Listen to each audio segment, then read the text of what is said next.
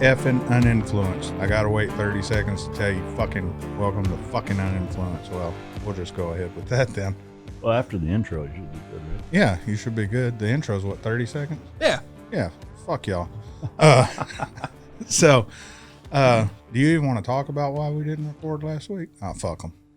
No, I mean, I'll talk about it real quick, I guess. I went to a function where a bunch of people, about a week after I was there, that I was, shaking hands with and having, conversations with, whatever. It was all a big group that where like 12 of them tested positive for corona and got symptoms. That's why they got tested.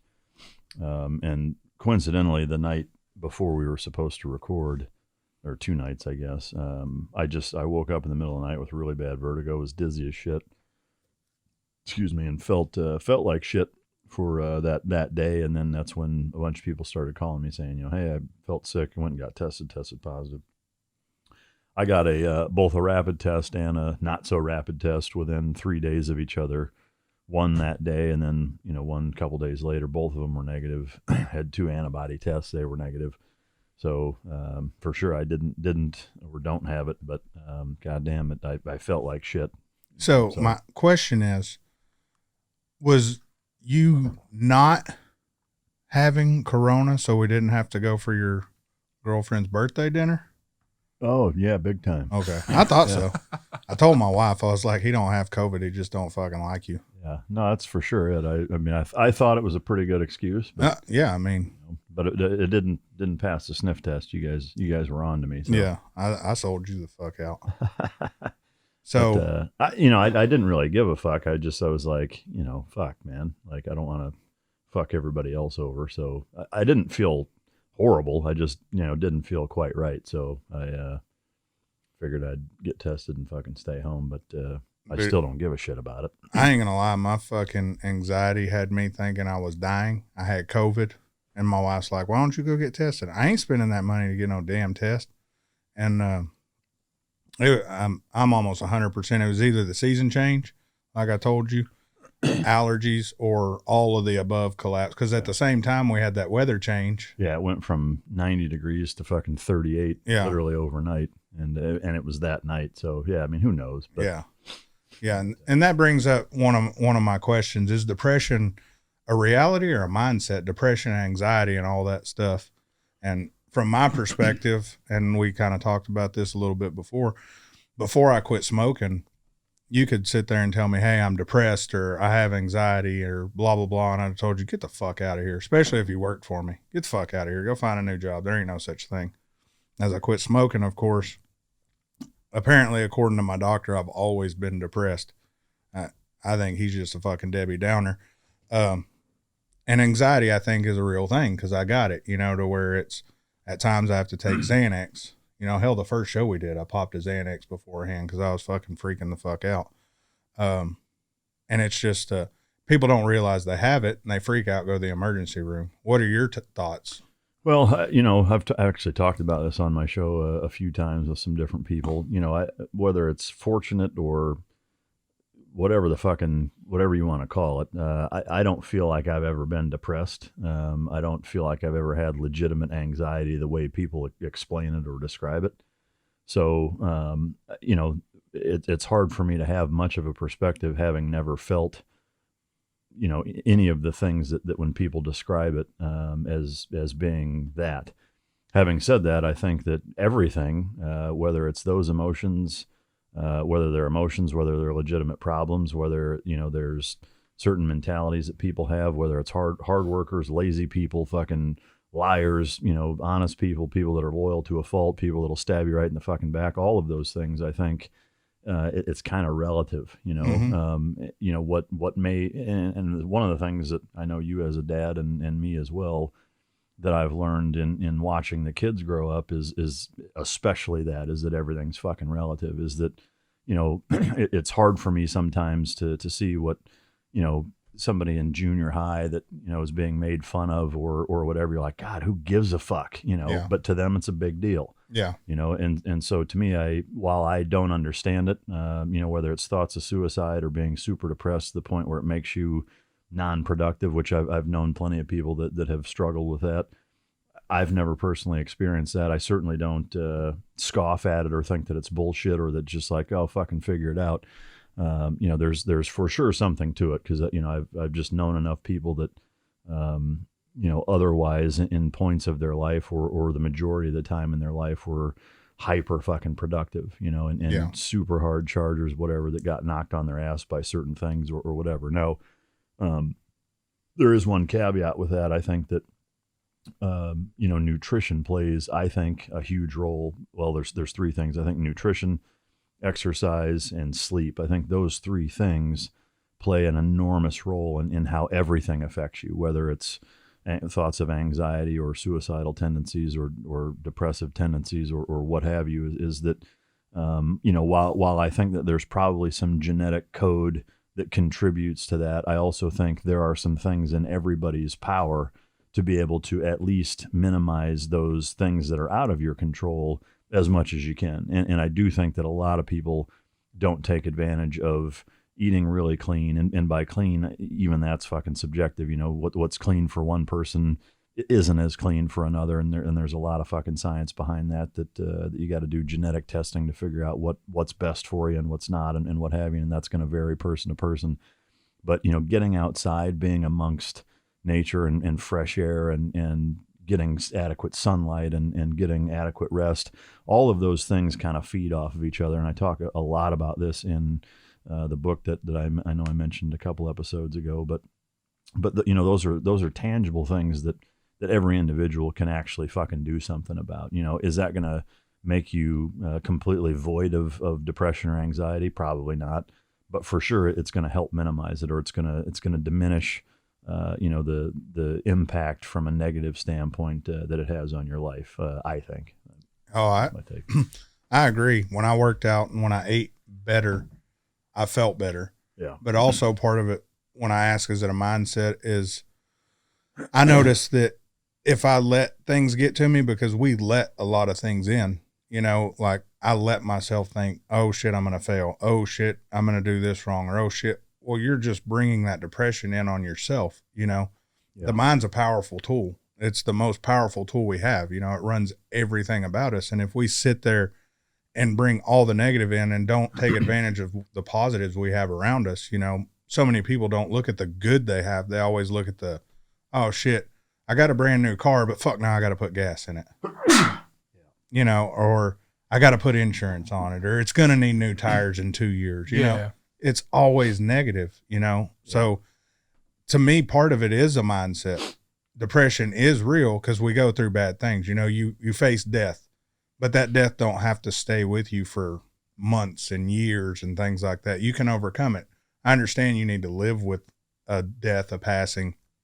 It's part of life. We all know that. We grow up knowing death and taxes in America. That's what we always say, death and taxes.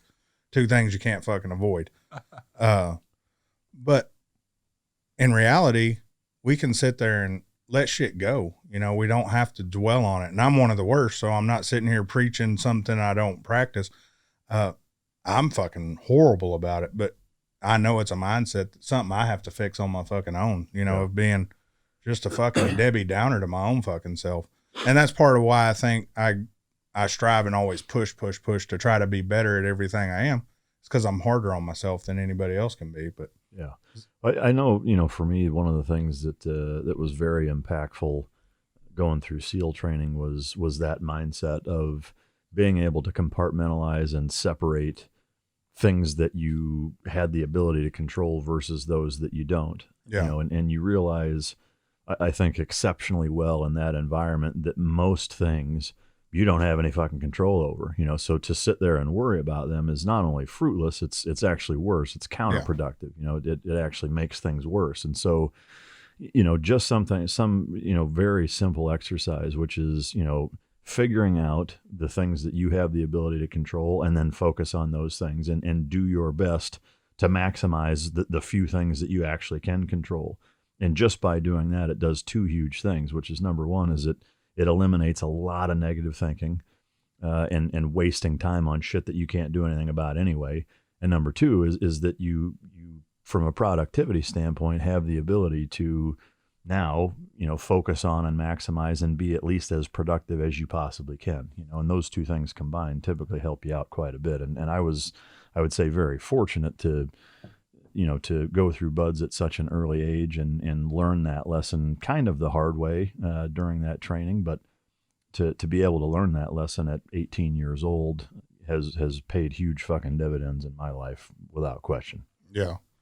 Zach, you have any issues with any of this? No, I'm in the same boat as you guys. I think it's real. If only because if a man can get a blood clot and have a stroke, right? Why can't a vein in your brain not deliver the same amount of dopamine or serotonin where it needs to go? Yeah. And you feel as happy as everybody else. I get it. Yeah. Something's not working right. I do also agree with where you guys are at. Like, man, diet, exercise, getting out. There's so many little things you can do to curb it. Yeah. And people don't take advantage of that. Anytime I talk to somebody who's like, yeah, I need to go to a doctor. I'm getting headaches, or I'm not feeling great lately. First question I ask them is like, what are you eating? What's your diet? How are you sleeping? Because that's the first thing any doctor should ask you. Yeah. And if you're thinking to yourself when you start to answer that question, ooh, man, I haven't been eating as clean as I should. Yeah. Fucking Big Mac. That's probably the start of something. So Yeah. Maybe don't do the lines of cocaine off the stripper's ass. Or limit it to I try to just do it off the stage. Right. That way the oil soaks up so much of the cocaine. Right. I try to go for one big one. It. Yeah. One clean run, then I'm out. And that brings me to my next topic. So we'll get off all this fucking crazy depression, fucking woe is me shit. I think I talk about doing drugs and fucking watching porn way too much. The bad part is I don't do drugs. I don't. Well, that's the bad part. That's a good part. That's the good part. The bad part is I don't really look at that much porn. I do look at porn. I'm a fucking dude. So, sure. I mean, my wife the other day asked me, do you look at porn? I told her, look, babe, just because I'm on a diet don't mean I don't fucking look at the whole menu, and it's, yeah, I fucking look at porn. Who don't? Porn's free. And she asked me, well, why do you look at porn? And I was like, okay, if I don't look at this bitch getting choked out and fucking tied up, I'm going to come in there to you and I'm going to want to choke the shit out of you, tie you up, and do fucking crazy shit to you. I said, you seen 50 Shades of Grey. There should be 100 Shades of Black by the time I'm done with your fucking ass. And she was like, no, I think porn's a great fucking option. I'm like, yeah, I fucking think it is too. But I've had employees quit because I joke all the time, and you know this. People ask me, hey, do you drink? No, I drink Diet Cokes. I don't drink fucking water. I do way too much cocaine. And they'll fucking look at me all surprised and shit, but I honestly don't fucking do any of that.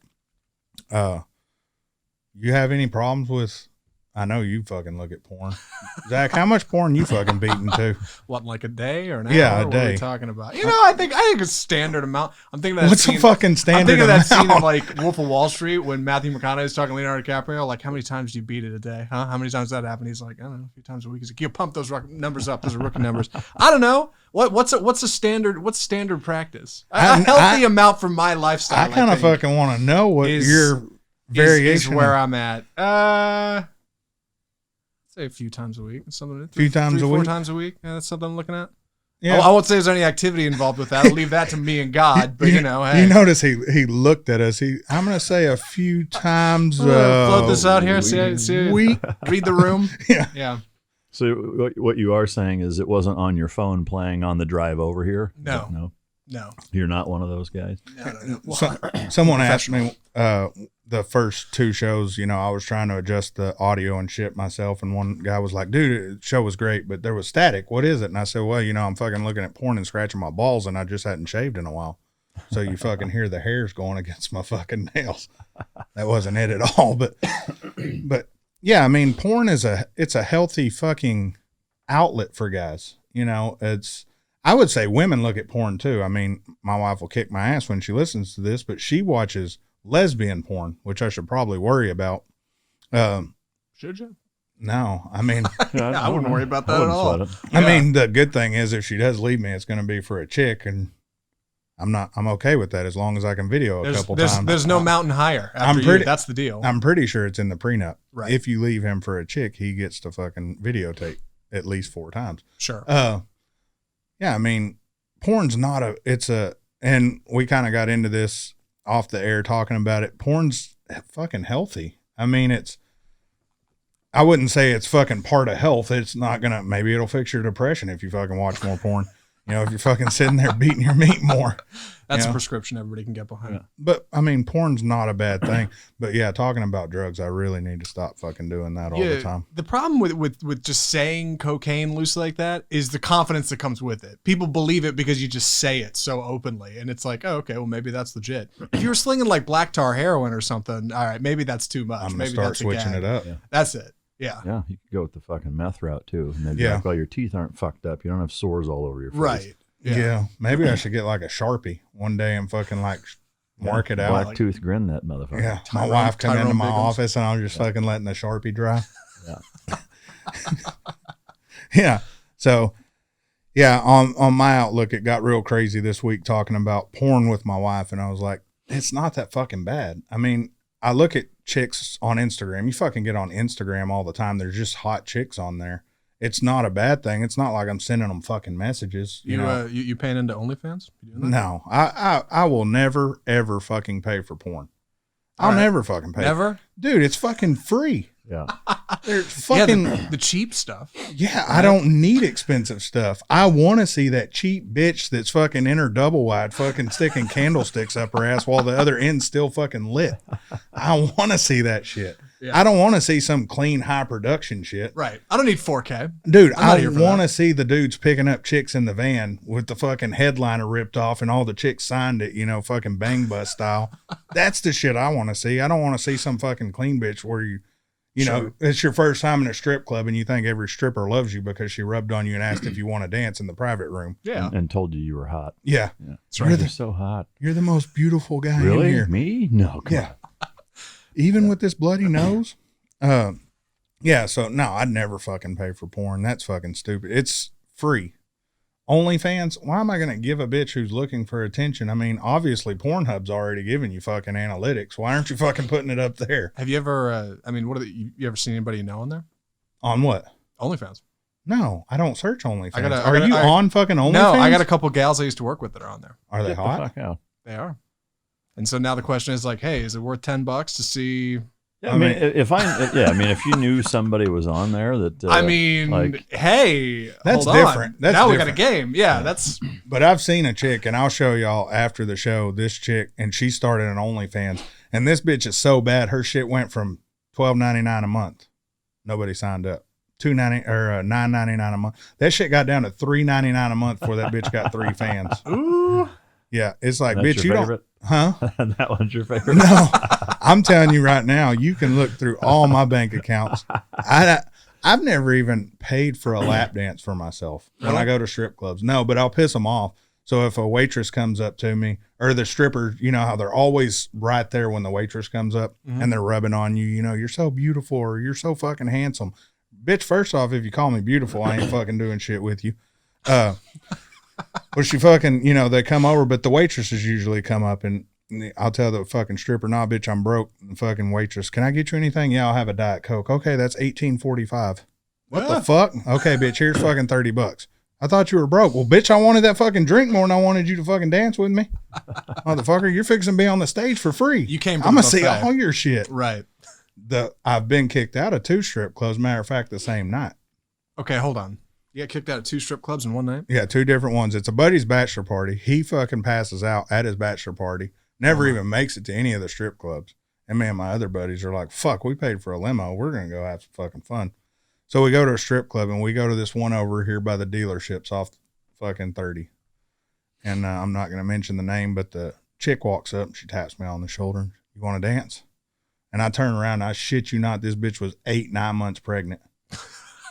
And I looked at her and I said, I mean, she was What, not you guys far. going a Wednesday afternoon? What's Dude, going on? She was not far away from that baby's foot hanging the fuck out of her fucking vagina or pussy. Sorry, I'm not allowed to. Say, I'm not allowed to say penis or vagina That's right. anymore. I gotta say dick and pussy. Right. Not kindergarten cop. You got to fucking. So That's right. I look at her and I straight face ask her, "Do I got to pay double for you and the fucking baby?" They kicked you out for that? And the fucking bouncer walks over and he said, "What's going on here?" And I said, "This pregnant bitch wants a fucking lap dance. I'm worried the fucking water's gonna break in my motherfucking lap." Yeah. And he starts laughing. I said, "Hey, dude, where's the hot chicks?" And and this chick's still standing here. She's fucking fuming. And he said, "Well, I'm not going to lie to you. We have 2. One of them's off and the other one's in the back." Wow. And I said, "Well, this place a fucking shithole." And he's like, "Get the fuck out of here." Next place we go to, there's like fucking 20 of us, and me and my buddy go in first, and we're at a nice strip club this time. Okay. Yeah, BYOB, it's one owned by a rock band here in town. So we go in. I have a buddy. He said, dude, I've never had a fucking lap dance. I was like, okay, cool. Chick walks by, and she's hot, and he's like, oh, my God. I'm like, okay, hey, right here. Yep. You know, dance for him. Give her the money, and my other buddy's fucking drunk. And he keeps reaching over and just tickling her ass. And the bouncer, whoa, dude, what the fuck you doing? And I look over, hey, bro, stop. This shit happens 3 more times, and we get kicked out. We get kicked out so fast, the back of our line's still paying as we're walking the fuck out. I mean, it was fucking quick. So, yeah.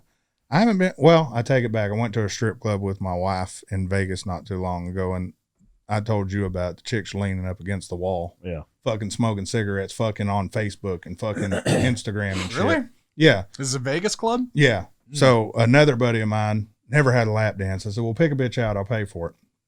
So this is the only time I've paid if it's for somebody else. And I end up paying, and this bitch pulls her top off. And I shit you not, it looks like dog ears. Them fucking tits just fucking fall down. Like she has to roll them bitches up. Yeah. And then motherfuckers just rolled down to her belly button. And she's talking to the bitch behind her about her grocery list. Like, this is a fucking classy joint right here. This was in Vegas? Fucking Vegas. It wasn't the good fucking spearmint rhino shit. This was like some fucking just rhino spearmint. Right. It's just the fucking aftermarket fucking side of it. Right. This is the big red hippo. Yeah, it was fucking bad. Yeah. But Yeah. For me, I'm actually not at all a fan of fucking strip clubs. Like, not even a little bit. I've been to a few of them years ago, you know, when I first came into the Navy and whatever guys would go. And so I've gone a handful of times. But to me, what I don't like about it, or just the experience, is that it's so fucking manufactured. You know, like, I mean, I get that a lot of life is that way, but it's so embarrassingly so that way. But further, you know, to me, it's kind of like going to a good high-end butcher shop, picking out a perfect fucking steak, coming home, you know, letting it fucking warm up, salt and pepper that motherfucker, grill it, it's ready to fucking go, and then throwing it in the fucking trash. yeah. You know, because, yeah, I mean, like, you're spending all this fucking money for nothing. Like, now, granted, I know there are some clubs that are whorehouses. Yeah, there are. I've got no interest in that either. Zach, have you been to those? I haven't been to one of those, no. But, you know, so for me, it's just like, especially now that you can get 4K good fucking porn on your phone for free. Yeah. Like, to me, I mean, I don't even know how they're still open, honestly. Like, with the amount of technology that exists in everybody's fucking pocket at this point, like, they're fucking useless to me. But So you're part of the reason why our doctor shortage is going down. Doctor shortage? Every one of them bitches are med students. Every fucking one of them. Bunch of nurse practitioners in there. Yeah, trying to pay those bills. Every fucking one of, and that's part of your manufacturing thing. Every fucking one of them, you hear their backstory. Oh yeah, I'm going to college. Yeah. Bitch, this ain't even a college town. Yeah. The fuck you doing? Online fucking training? Fucking doing operation on your fucking table? I know in Vegas, like, a lot of those girls fly in like 2 weekends a month. Yeah, that's you know, spearmint rhino for though. Friday. Yeah, I mean, if they're actual talent. Yeah. I mean, they'll fly in from all over the fucking country, you know, for 2 to 4 nights a month, and make like $30K a month. You know, it's fucking nutty. But again, it's just like the guys that go there and spend that kind of money on that. Like, I just don't fucking get it. You know, it's it's not that I don't love to fucking, you know, see a female figure do that and in person, whatever. But, like, number one, I don't want to fucking pay for it. Number two, you know, it for me, it makes it like, I mean, I don't want to use the word it cheapens it, because I don't give a fuck about that. It makes it to where, like, to me, it just doesn't do anything for me. You know, because it's like, if you've got to sit there and pay for it, fucking anybody can do that. You know, like, I would rather do it, you know, or if it's about, you know, the ego or the masculinity of it, like, do it without fucking paying for it. You know? Yeah. I mean, that's my take on it. Now, I'll give you my take on porn, since I haven't yet. Yeah, I want to hear this. Is that porn, to me, it depends, both on how much I watch it, what I watch, and whether or not I think it's healthy. And I think that applies to most people, is that, you know, there's different periods in my life where I've watched way more than others. and there's a direct reflection of whether or not I'm being taken care of the way I need. Oh yeah, 100%. If I am, I don't watch it, or almost fucking never. Yeah. If somebody is doing what they need to, or what I need them to satisfy me the way that I need to be satisfied in that manner, I could give a fuck about it. I won't even pull it up. I don't even think about it. On the transverse, if I'm not, then I watch it a lot more, and everywhere in between is that, the lonelier I am, the nastier it is. Oh yeah. For sure. The more I watch it and the more it almost has to scare me to do anything. Yeah. Or for me to just be like, holy fuck, that's even possible. Like it gets to that point where it's almost like the way your brain responds to a fucking drug is that, it takes this much to do it for you. And then a month later, it takes a little more and then a little more. And so from that regard, I think some of it is healthy because we're all sexual creatures. For sure, men are way more visual than women. That's why men flat out go to strip clubs and watch porn tenfold more than women do. Not that they don't do it, but men for sure, clean house when it comes to percentages that way. But I think that there is a level with which it's healthy in terms of you satisfying yourself, if that's what's happening, or, getting turned on here or there or whatever. To me, it for sure can become a problem and become unhealthy when you A, let it consume you, or B, get to the point where now it's giving you legitimately unrealistic expectations that just aren't going to fucking happen, and if it takes it to that level for it to do it for you,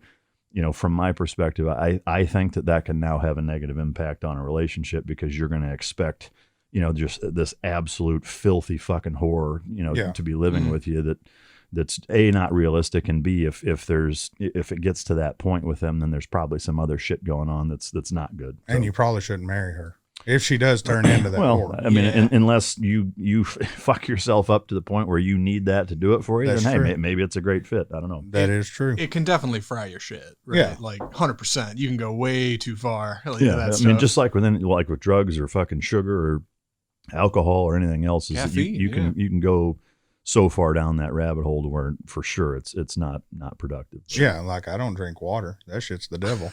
I only drink caffeine. And that goes into my other thing too. This is kind of a two-parter. Telling your woman you want a blowjob apparently is not a good idea if you do it all the time. Like my wife earlier, what can I make you right now? I said, you can make your mouth go across my penis. Right. You said penis again. I think I said dick that time. Yeah. I'm trying to make it flattering for her. I'm going to name it like fucking Henry or something like that. But apparently that it's not attractive to a chick to ask for blowjobs all the time. Too much, huh? Or at all. Really? Yeah, so I don't get it. I mean, but in the grand scheme of things, bitches nowadays don't really tell you what they want in bed either. They don't fucking come out and, hey, you know what I'd want today? Eat my pussy. Okay, cool. I'm going to be easier to fucking follow directions and make you have an orgasm if you tell me what the fuck you want. Don't fucking come at me and tell me, well, you didn't fucking hit the G-spot. Bitch, where is it? Go get a tattoo. Circle that motherfucker. Because the motherfucker move around. Can you get Boner Garage tattooed right above it? Exactly. That's from a fucking movie. I can't remember what it is. Some chick has Boner Garage tattooed on her fucking pelvis. I know what it is too. Because the Nerds or something? No, it's a newer movie. I can't remember. I know what you're talking about because I've seen the fucking movie. My take on that is similarly is that I think, some of it is necessary, no different than any other part of life. Communication is key. It's really important. Now, on the same token, I think there's a way to do it and a way not to do it. To me, where I think my take on the way to do it is, if you joke about it, they're probably going to say, well, fuck you then, or if it's like you're giving them shit about it, then same thing, no different than us, right? If it's like, some dudes on TV and it's like, well, yeah, it wouldn't be bad if you looked like that fucking guy. You're going to get in the gym. You'd be like, how about fuck you? Exactly. Like that's not going to resonate with you, but so I think, just like with a lot of things is that you've got to level with them because, they're not fucking mind readers, nor you to them. Mm-hmm. If they don't tell you, it doesn't, to me, the key is don't do it. Like when you're trying to get blown, like say, you're like, I need to get blown right fucking now. Like to me, like I don't even want, like if I have to tell you or ask you, I don't want one. See, I thought about doing reverse psychology. You thought about it? Yeah, like just fucking telling her, I fucking hate blowjobs. You know, I've never had a not good into? one. Yeah. I've never had a good one. Well, I'll fucking prove you wrong. Yeah, I've never come with a blowjob ever. So Never. Yeah. I don't think I can do it. Yeah. I'm gonna try that. I'll fucking report back. I'll let y'all There you know. go. That Flip the fucking script on her. She'll never see it coming. She'll It's, never. it's good that this is on air. That she won't know your plan. Well, I got 2 weeks. So. Yeah, we're gonna Right. Right. Week, 2 weeks. Yeah. You go a couple ahead. Yeah. Yeah. try it this week. See what happens. Yeah. I'll have to report back to y'all. Yeah. Yeah. It's like I tell my wife, and it goes into the porn and everything else, that guys want direction. Guys want you to talk in bed. And if a guy tells you not to talk or not to say shit in bed, chances are that guy don't give two shits about you being happy in fucking bed. Chances are you're with the wrong motherfucker. Yeah. I'll tell you that. And I tell her all the time, tell me shit you want. I don't know what the fuck feels good for you. I just know what feels good for me. And you wanted to marry a winner, so I'm going to finish first every time if you fucking let me. Yep. It's a race, and you fucking first loser. To me, I think that's one of those things too, where,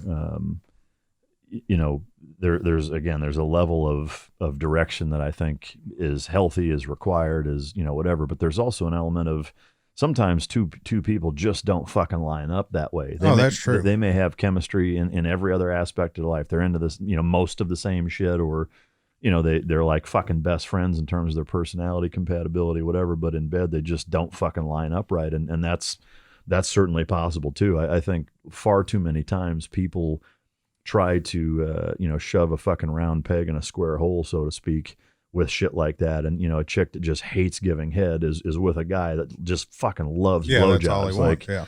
Like that's always going to be a point of resentment in a relationship. To me, like there has to be kind of a bare minimum standard at least that's met. And when I say bare minimum, I don't mean like just checking the lowest fucking box. I mean the bare minimum standard to keep you fucking happy. Yeah. On both sides. On both sides. And if that's not happening, like that shit's going to get old way sooner than later. So here's a crazy story, right? My wife's younger than me. So in some terms, I have more life experience in this. So, I'm explaining to her that, guys want dirty talk. So the other night she's working on dirty talk. And this may be where y'all no longer see me have a wife in 3 weeks. So we're in the bedroom, and she never dirty talks that much, right? And she fucking slapped my ass. And she's gonna whip your ass. I love that you're reporting this. Go on. Yeah. So I go, and no, she's already told some of her friends. Like she's fucking telling her brothers and shit. So I think I'm fair game. Did she say it on iTunes? No. Yeah. Did she post it on Facebook? No. This is gonna be the tagline. So I rear back to, and I'm not gonna fucking slap her and fucking beat the shit out of her. So I rear back to fucking just, slap her on the ass. Yeah, sure. And I shit you not, this motherfucker jumps forward. I mean, my shit is out and she's that way. And then she comes back. I'm like, whoa, you almost broke my dick. You can't fucking do that. You can't fucking try dirty talk and then fucking jump around. It's fucking shit don't work. Well, you get caught up in the moment. You get excited. Maybe you went a little too hard. I almost had a fucking broken penis. Yeah. Dick. I almost had a broken dick. There you go. I would have had, and my shit's so small, I would have had one of them fucking thumb splints on that motherfucker to hold it up so I could pee. I had to fucking drill a hole in it. It's like a button buried into a fur coat. Yeah. That's what it's like, yeah. First time I got naked, she said, you should shave so it looks like you have a penis. That's sweet. Yeah, I loved her ever since. And you don't get blown a lot? Is that what you're saying? Not a lot, and it'd be just like a lick. You know what I'm saying? It's not a full blow job. Yeah, sure. And she gets mad. She said, I don't even get why it's called a fucking blow job. If I just sat there and fucking went on your dick all day, you're not going to fucking like it. Well, that is true. They should call it sucking off. Hey. A suck job. Yes. Why does it have to be a job? Yeah. Why do you make it sound so negative? Yeah, exactly. Maybe that's why they don't do it, because bitches don't want to work. Yeah. So call it a suck opportunity and see if that fixes it. Yeah. Suck opportunity. I've never came having a suck opportunity. Yeah, there you go. Sounds like an episode title. Fucking trying this shit. Suck opportunity. What's the thumbnail going to look like that? On my fucking penis. Make sure both of your faces are on it. That's for sure. Fucking thumbs up. Yeah, fucking penis in a splint. So, a lot of people know we're going to go straight from sex into some hardcore fucking shit right here. A lot of people know Mike trains dogs, and they complain we don't talk a lot about dogs. And with that being said, I don't want Mike to give you guys every pointer about dogs, but I do want Mike to talk about dogs and what the fuck it's like in his channel. Because some of you people are just fucking assholes and don't go check out his channel or the fucking Team Dog or any of that stuff. Fucking dickheads. Yeah. I mean, you're great listeners for us and we love y'all to death. But you should, if you have a dog, and I'm a guy with, how many fucking animals does she have now? Fucking 4 dogs. There's like 9 of them back there. Dude, it's fucking horrible. And your dog needs discipline. Well, how the fuck do you get discipline, Mike? All your dogs come perfect. How do I fix my fucking shit-eating dogs? Well, so with dogs, it's, I mean, for whatever reason, there's a stigma behind them. I think that a lot of people assume that because it's a dog that there's some magic fucking trickery or some other aspect to it that's completely out the realm of the rest of your fucking life, and it's not. It's the same as anything else. You know, do you want to be in good shape? Yes. Okay. Are you going to get there by not being consistent? No. Okay. Guess what? Like with a dog, it's the same exact thing. If you want a well-trained dog, you've got to be consistent with them. I would jump out on a limb here and say it's even more important with a dog because of one very, very principal aspect to it, which is you can't explain a fucking thing to them, right? So if you can't explain anything to them, what is the way that you communicate to them what it is that you want?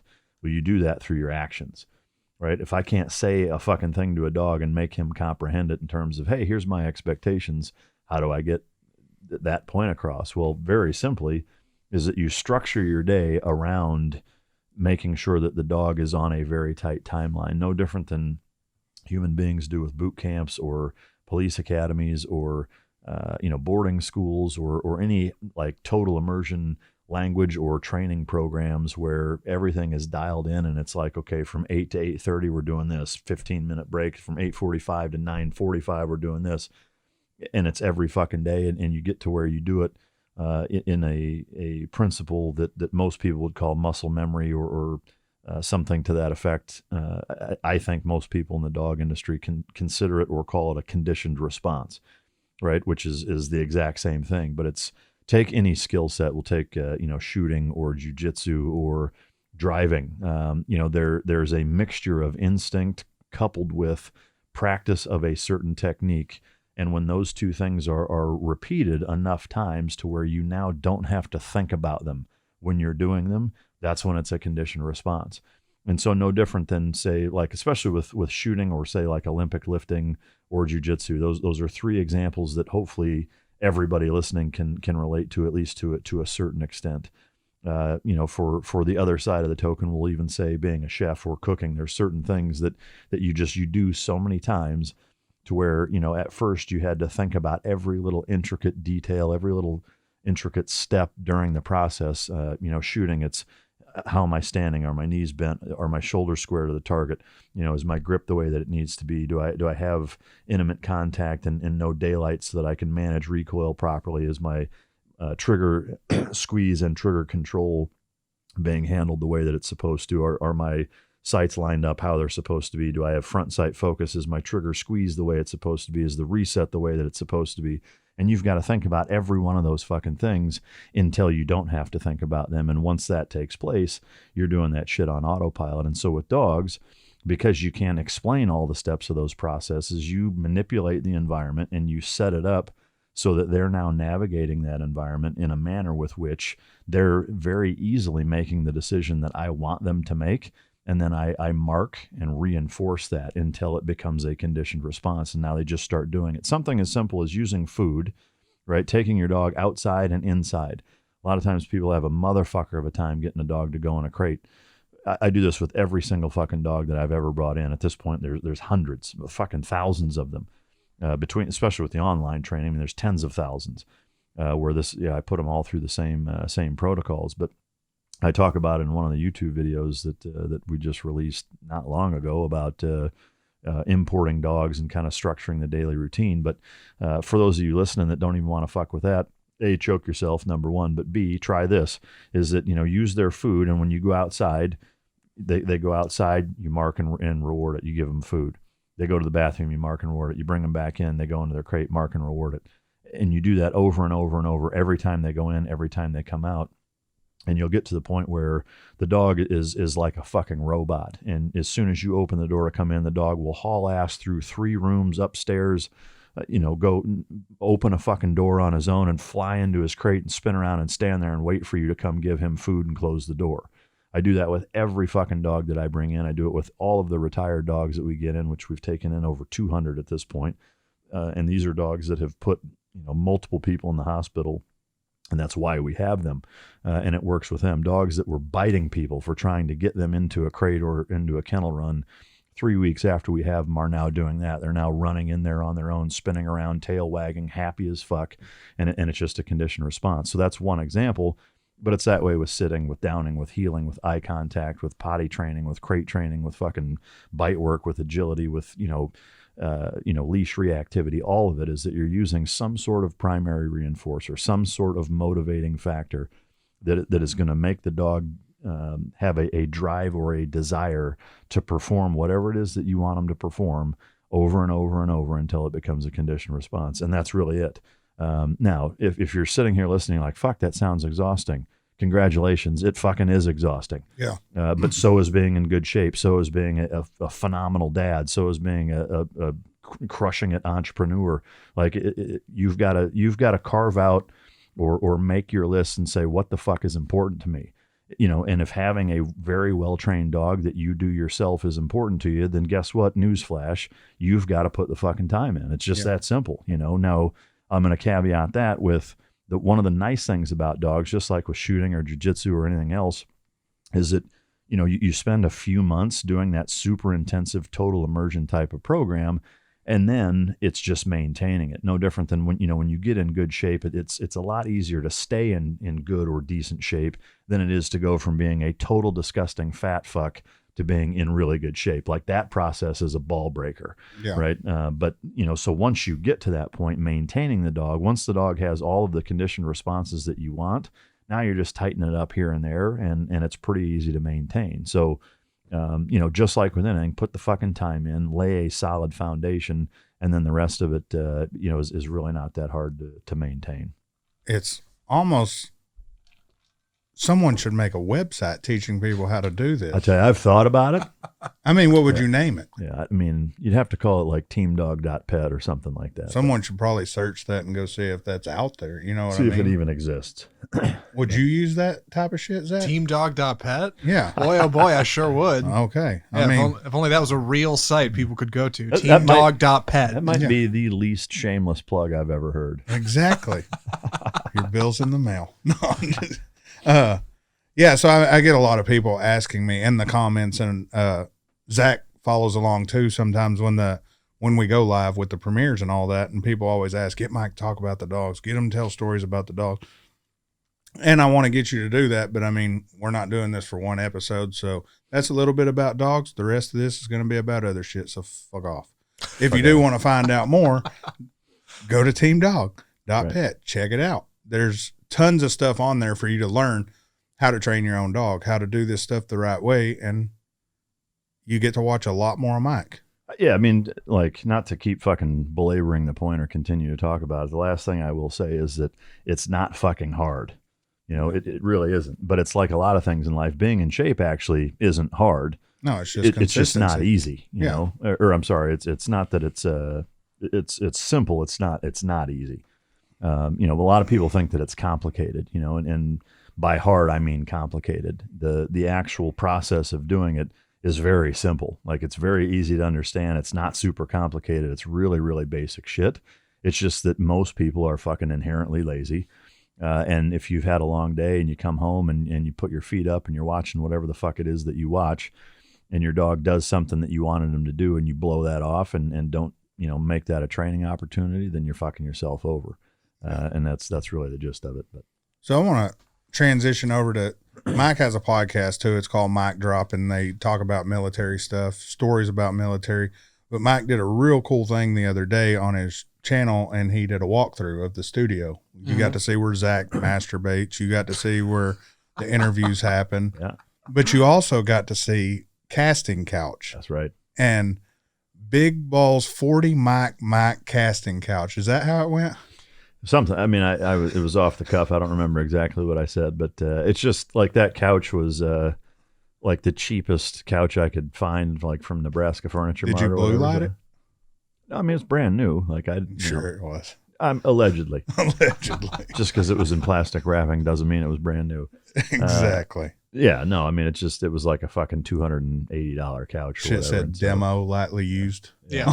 Yeah, gently conditioned. Yeah, Not that's so right. gently conditioned. That shit on that had, I mean, I laugh at some shit when I'm watching. Like, for some reason, every time I'm watching one of your videos and you say, well, if you don't do this, just go fucking choke yourself. That shit fucking had. Yeah. But when I seen you sit on the couch and you said that shit, I was fucking laughing. Yeah, I Like, got a lot of action in the comments. Yeah. That's Yeah. good stuff. And then have you watched all, you edited that? didn't Yeah, you? well, I don't do a lot of editing on it. The few videos I've done for Mike, I usually I'll go through and start to cut them up, and then I'll show them to Christine or whoever's around, and they'll be like, "Don't just leave it." Like the people want to Yeah, see what they he's doing. wanna I'm like, see "You're him right. raw. Yeah, there's no point." So I just leave everything in. How'd you feel about his description of you and your soft hand? Accurate, good kisser. Yeah, I'll take that. yeah. I was Badge of surprised honor. I didn't get any. Yeah. What the fuck was this? Yeah, Okay. I commented something on there. I can't Yeah. remember what the fuck it was. I might have scrolled through the next day and just see if anybody went poking. And no, everybody's on that casting couch. That was good stuff. Dude, yeah. that shit was funny. People want to know what was upstairs. That's a good time. Yeah, what? Well, that's our Yeah. secret. That's that'll be like a Geraldo Al Capone vault fucking reveal Yeah. someday. Yeah. We'll walk up there with a fucking blue light or something. It's a trip to see the studio, though, because even outside looking in, because I've never been to your studio, but when you see it on camera, it's like, damn, that's a big ass desk and everything, the way it's set up. And Yeah. then you see it and it's like, dude, Yeah. I Well, mean, it's yeah. just set up right, you know? Oh yeah, no, it's the desk is like 110% of it, and like the wood flag in the back, and like it all really comes together Yeah. to look awesome on camera. But yeah, once you break out of it, start walking around, you're like, oh snap, this is Yeah. pretty normal. Like it Yeah. doesn't. Yeah. Well, yeah. I mean, that's one of the things that I, have learned, I guess, over the years of being on different, shows or podcasts or interviews, even with, big name like the Fox affiliate here, in Dallas that I've been on a few times, is literally, I mean, it's about the size of this fucking room. Yeah. Like there's it's so underwhelming, and this is a national fucking syndicated, joint, or like, if some of the other ones, CNN or fucking at Sirius Satellite or whatever, like that's kind of the whole point, is that, when the way that it comes across on camera is it looks like this super elaborate fucking really nice studio, and there's for sure a little bit of the air getting let out of the bag behind the curtain, fucking, the little wizard. The Wizard of Oz, yeah. That's it. Yeah. That exists with every fucking studio. I mean, it's kind of the whole point, is it's a brochure. People seen this in person, they'd be like, dude, this Yeah. place fucking horrible.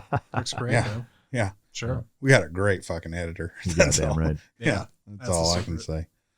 So something else I've been hearing. Oh, and if you guys are into military shit, make sure you check out Mic Drop. And I'm not saying shit is in military is bad, but if you're into stories about the military, Mic Drop's a really good show. And I'm not just saying that to kiss Mike's ass. He had an Irish guy on there. I think I've watched that fucking thing 3 times now. Yeah, it was a good That one. dude's fucking amazing. It's a really good one. Shout out to Kevin Owens. Yeah, Kevin Yeah. Owens, he's a great guy. If he likes cars and talking about porn and shit like that, we should get him in here. I bet he'd be fucking funny to hear talk about Yeah, stuff. to me, he's the type of guy that, like, it doesn't matter what you're talking about. He's Yeah. funny. Yeah. Like he just, the way that he talks, and he's super animated, and, he's really good off the cuff, and just, so much fucking life experience that you can talk pretty much about anything, and he'll have a pretty good perspective on it, so. Yeah, he's done a lot of shit. Yeah. Because we talked, before and after the show about a bunch of other shit that has nothing to do with anything we talked on there, and it's equally as entertaining. Like, I could have sat there and talked to him all fucking day, but Yeah. Yeah, so I mean, he was fucking awesome. He's a good one. I want to talk to you about some shit because I watch a lot of YouTube and I do it to study for the show. Shit like watching the new AMG Black Series. It's supposed to be breaking the Nürburgring record here pretty soon. But I've watched a lot of stuff on vets because when you click on watch anything with you, it starts showing you other shit that's The trending. almighty algorithm. Huh? Yeah, it Oh, starts. yeah. And I started watching it, and I'm guilty of this. When someone served the country, actually been in any type of battle, I always tell them, hey, thank you for your service. Yeah. Well, this military dude, and I heard several of them talk about, you don't have to thank the guys for being in the service. It's actually fucking annoying. I was like, I've heard that. So I wanted to ask you, is that fucking annoying? No, for me, it's 100% not annoying. To me, like any vet that says that kind of like gets a chip on his shoulder about that is kind of a dick move. Irrespective of how you feel about it, I think, anytime somebody is giving you thanks for something that you've done, you should appreciate that, and not be an asshole about it. So that's number one. Number two, everybody's different. Everybody views it a different way. I don't view it as annoying. I, for goddamn sure, don't expect anybody to thank me for anything I've done in the service or otherwise. I certainly didn't do it to get thanked for doing it. For me, it was just very simply, I was very, I would say, abnormally patriotic growing up. Both my grandfathers, which I've talked about in a number of episodes on other shows, so I won't bore you with those details, but they were very influential and inspired the shit out of me as it relates to serving my country. And I just felt that it was something that I should do, not that I was entitled to do or that I had to do or that would be awesome and make me a fucking cool guy or anything like that. I just felt like, this country has provided me and my family with amazing opportunities, and the least I can do is volunteer to fucking, try to pay it forward and give it back a little bit. So if somebody says, hey, thank you for your service, I appreciate it. It doesn't bother me. I will say that there's an element of maybe awkwardness as it relates to not feeling like I deserve to be thanked that exists. And maybe that's what these guys are talking about. I don't know. I shouldn't assume that they're being assholes about it, but to me, the best way, for anybody out there that feels awkward about it or feels obligated to thank vets for their service, I think any of us can probably agree that the best way to thank any vet for his service is to live a life worth being sacrificed for. Yes. And to me, like when I think about, the number of really close friends that I've had, that's how I view it, is that I mourn their loss and I grieve the same way anybody does, but very quickly I get over that and think to myself, if the role was reversed, if I die and I had the ability to observe my loved ones, mourning or sitting around feeling pity and sorry for themselves and things like that, I would want to reach through that wormhole and slap the fuck out of them and say, hey, I'm not here, you are. Take advantage of that shit and do something, maximize the time that you have. And so to me, like myself included, is that the best way I feel that I can honor those that aren't here or guys that have put in way fucking more work than I have is to live a life that's worthy of that sacrifice. But well, good news is, if you die before me and you ask me to do a eulogy, that butt plug shit's going up. That shit's fucking happening. I can't wait. Yeah. But the guys I've seen that do say this, and I don't know their military history, but they look like guys who have never actually been in the actual fight side of the Army or the military of any kind. They look like they're always been stationed here in the safety part of the military. And yeah, while I still feel like they deserve some things, because without them douchebags, there aren't the people who are out there actually fighting and doing stuff. Yeah. But the guys who went and put in work and have seen some of the stuff some of these guys have seen, yeah, thanks for doing that, because without you doing what you've done, that's a sacrifice you take every day and you lived with. So I could do stupid shit like be on here on a podcast cussing, talking about fucking porn and butt plugs. Yeah. And if you can't accept me telling you thank you for giving me my freedom, that's kind of a dick move. But at the same time, I didn't want to keep sitting here telling vets, hey, especially ones that I know have served and done fucking real shit. Yeah. I didn't want to keep telling them, hey, if it's fucking annoying, I don't want to be that guy. Yeah. To me, like I said, I just think, well, there's two things. Number one is that, every branch, every position in every branch is honestly as equally as important as the next. A lot of times movies and pop culture and things and news clips and whatever focus on that tip of the spear of, the tier 1 anti-terrorism guys or special operations or pilots or, fighter pilots, or, fucking nuke subs, the things that movies are made about and shit. But the reality of it is that none of that stuff exists without every motherfucker pulling their weight and doing the things that allow those guys to go do those types of things. So it's for sure a team effort all the way down to the fucking, most basic job in the Coast Guard. Is that they're all fucking, equally It's a machine. important. Yeah. 100%. It's like having an engine without a spark plug in it. Agreed. Sure. Like everybody focuses on the fucking turbos and how big they are, or what the wheel horsepower is. But the fact is there's a bunch of not as sexy shit in that whole chain that's making all of that possible, and that's exactly how the military works. So that's on that. On the thanking for the service thing, again, it's just like, even if it makes you uncomfortable, fuck off. Yeah. Like people are showing appreciation for what you've done. Suck it up. Like if you've served your country, you ought to be able to hear somebody tell you thank you and be able to fucking deal with it. Yeah, because without the cook, you're not eating. Yeah. So without the medic, you're not getting fixed. Yeah. To me, I don't know. I mean, again, I don't know who you're talking about. I've seen some of that before where people are like, oh, don't thank me for my, like, to me, I put it in that same category of the, combat vet lives here, fucking be cognizant of firework use or, shit like that. It's like, dude, fuck, come on. Yeah. I mean, that's how I view it. Is it's just, to me, it seems a little self-important to make an issue out of somebody telling you fucking thank you for something. That's how I view it. Yeah, no. I figured that was the case. And I mean, my dad was military, and we've talked about that off the air a lot and some on the air, but I never seen him get pissed off if someone told him thank you for your service. I never seen him walk off and be like, man, fuck that dude. Yeah. And I've never heard you, man, that's fucking annoying. No, I mean, again, like if you're annoyed by somebody showing appreciation for anything you've done, you've got an ego fucking problem. Yeah. Plain and simple. Like, Yeah. There's no other way about it. More people should thank people for jobs they've done. I mean, like police, teachers, firefighters, paramedics, without those guys, shit. Thank a plumber, thank a fucking carpenter, because without them, you don't have shit, nowhere to shit. Yeah. Things like that. I mean, it's real life. Yeah. I mean, you should treat everybody Equal respect. the same as far as all of that shit goes, all aspects of life. Without our military in America, you have no freedom. Mm-hmm. And to me, that's worth saying thank you to. And so I'll keep doing it. And if you don't like it, my bad. Yeah.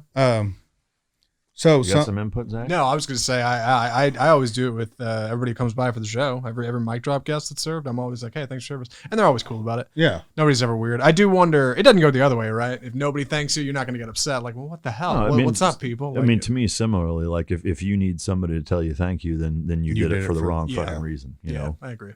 And that brings me to lately. You've been watching a lot of, and you may have nothing to say or something to say about this, Mike. And I'm probably going to butcher the fuck out of this dude's name because I think he's a total fucking douche. Dan Bilzerian. Yeah. Yeah. And his that guy. multiple stolen people. Some people say it's stolen valor, some of the stuff he did. Some people say he didn't serve. And apparently now he's fucking going bankrupt as shit. Because, yeah. I mean, I know a lot of guys that know him fairly well. I mean, he went through Buds, I think twice. Yeah. And made it all the way, basically until I think it was the day or right before graduation, and got kicked out for safety violations. I don't know him. He seems like kind of a douche on the way that he represents himself on social media. But I also think, like, hey, that's his fucking prerogative. Like, am I going to hang out with the guy? Probably not. Am I going to sit here and worry about what the fuck he does? Also, probably not. Yeah. I just don't care, you know. For sure he served. For sure he made it all the way through fucking all of SEAL training, at least as far as Buds goes, and didn't quite graduate. There's a lot of fucking people that try that don't make it that far, so there's something to be said for that. My fat ass wouldn't make it. What he's done since then, again, I haven't paid enough of attention because I don't give enough of a fuck what he does or what he doesn't do and whatever. So, for the people that are making that big of a deal out of it, again, it's like, I look at it as, dude, I can't control what he does or doesn't do. What I can control is what I do. And the last thing I'm going to do is waste an ounce of my fucking time or a half of one of my breaths on anything that guy or anybody else that I don't have shit to do with does. I mean, that's just how I view it. I'm not going to lie to you. If he invites me to one of his parties, I'm going to go. Yeah. I mean, at a minimum, take a fucking GoPro just for the experience. Well, look at all the bitches. Yeah, I mean they're everywhere, but I've seen a lot. Again, it's the stupid rabbit hole because, and it's not a bad thing. I watched your show and then it starts just populating all this fucking crazy shit. Yeah. And it's not a bad thing. Some of it's really interesting. There's like some good people in those recommendeds. Yeah. Yeah, there was one on the SAS people, and I can't remember his name. I meant to write it down. Chris Ryan, maybe from Bravo 20. Maybe the crazy escape and evasion story from the first Gulf Dude's War. a fucking badass. Is he an older guy? Yeah. Yeah, it's probably Chris Ryan. Yeah. We've actually talked about getting him on the show when the next time he's stateside, he's supposed to come on. But hell yeah. And then there was another, I'll look it up, but some of them, they're freaking great to just, and you just get involved in watching it. And then some of it's like the Stolen Valor stuff, which Stolen Valor I don't think's cool in any sense, but one I saw, it kind of, as a non-military person, never went active. You know, I lived the Army brat life, but this guy was you could tell he was a mental, you know, something was wrong with him, and he had on the camos and all that, and you could clearly tell the kid's never been in the Army, you know, and he's claiming he was in the Army, and this military guy, he was a private filming him, and he's pushing him, and you could clearly tell the guy has a mental problem. Mm-hmm. And it's like, dude, that's not really as Stolen Valor as a guy who's coming, buying up all the medals and shit like that. That's a guy with a mental issue who just don't understand. And in his mind, he may have actually thought he's done something. Oh. Yeah, maybe. I mean, to me, all of that, there has to be something at least a little wrong with you, you know, whether it's military or fucking anything. Yeah. You know, I mean, lying about being a doctor, a fucking porn star, I mean, whatever it is, a podcast producer, you know, there's people that lie about that. Fucking Zach got us. Yeah. Who? Yeah. You know, so to me that like, they're just like with most things, you know, there's varying degrees and agree. Like if the guy is borderline, like in a straitjacket, fucking in a mental institute, am I going to have as big of an issue with a guy like that? No. Even the guys that you know are more at the other end of that spectrum of normal, you know, and are just, you know, lying dipshits that are trying to get laid or look cool to, you know, an employer or whatever. It bugs the shit out of me for sure. You know, but like, am I going to go, you know, get involved and you know, make a big fucking deal out of it? Probably not. You know, now it depends on what it is. I mean, I've certainly had people say, you know, hey, so-and-so said they were a SEAL, they're applying for a job, and they're, you know, can you verify this guy? And really any of us, you know, have connections or know people that can check the database fairly quick. I mean, so, you know, you could send me a name and within a couple of hours, I could tell you if that guy was actually a SEAL or not, no matter how old he is or what class he says he went through or whatever. You can usually tell almost immediately by what they say and how they say it, whether or not they were or not. Yeah. You know, a simple question like, well, what was your BUD/S class number? And if they're like, fuck, what was it again? Like, that's something you don't forget. It's like forgetting your first fucking name. Yeah. Like you just don't forget it, you know? Or if they tell you a class number that just doesn't exist, you know, because the class numbers, it started with 1 and right now it's at like 340, I think, somewhere in there. I was in class I started in 214, graduated 215. So it's not like if somebody's like, oh, I was in 17 Bravo-9 Charlie, it's like, that wasn't a fucking BUD/S class. Yeah. You know, or, you know, what team were you at? And they're like, oh, I was at team 4, you know, back in the 60s. It's like, well, team 4 didn't exist in the 60s. You know, so little things like that any SEAL who was a SEAL longer than fucking 10 minutes knows, like, this guy's full of shit, you know? Yeah. So you can usually tell pretty quick that way. So, you know, again, I don't usually make it a fucking point to interact with people that are doing that shit unless it's like somebody's applying for a job and they're saying, hey, I'm trying to verify this or whatever, then I will. You know, years ago, you know, when I was younger, like you'd see guys like at the fucking airport, you know, around Christmas time, you can tell like this dude's like fucking, you know, still shitting fucking boot camp chow, you know, like flying home in his dress blues to go home for Christmas or whatever. And he's got like fucking 4 rows of ribbons and the dude's like fucking, you know, 17. It's like, listen, fuckface. Like, you know, he's like, his command rocker says, you know, some shithead A school and he's got a fucking trident and, you know, a combat action ribbon. It's like, you know, you can look at a dude's uniform and again, like if you've lived that life that fucking quick, you're like, dude, this guy's full of shit. Like his shit's all fucked up. none of it makes sense. Like that command rocker is wouldn't be there, or he wouldn't be at that command and have this service record on his uniform or whatever. It's, Army's same way. All armed forces can look at their own and be like, this guy's full of shit, and you know that fucking quick, But, yeah.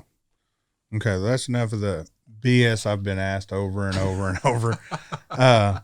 Let's talk cars. Fucking A. Have you looked at the new AMG Black that could be breaking the Nürburgring record? Not super in depth. I've definitely been hearing about it and seeing the buzz and stuff. I admittedly was kind of a Mercedes fanboy for a little while. I've owned a bunch of them, or 4 of them, I guess. I've owned more Mercedes than any other brand of car. I'll put it that way. However, for me, I'm for sure not on that fucking bandwagon anymore. Even if they came out with a GT Black that because I know they've got with the GT Pro that came out here last year or whatever. Yeah, the Pro did it in 7.1 or some shit like that. Yeah, it was, down competitive for sure, but still, the GT3 RS and 2RS are still spanking pretty much everybody. But we'll see about the 765 LT though. That may. But it's a McLaren. They won't take it around the ring and time it. Yeah, they won't do an official time. And so the unofficial time with a guy who works at the ring, and he did it video where the start is and where the stop is, and he showed in his video what time it should be running, and he said they have an official time, but he's not going to release the official time, and he said it should be faster than 6 minutes and 43 seconds. That's fucking nuts. I'm not surprised though that you're talking about the 765 LT. No, this is the fucking AMG Black. AMG. No shit. Yeah.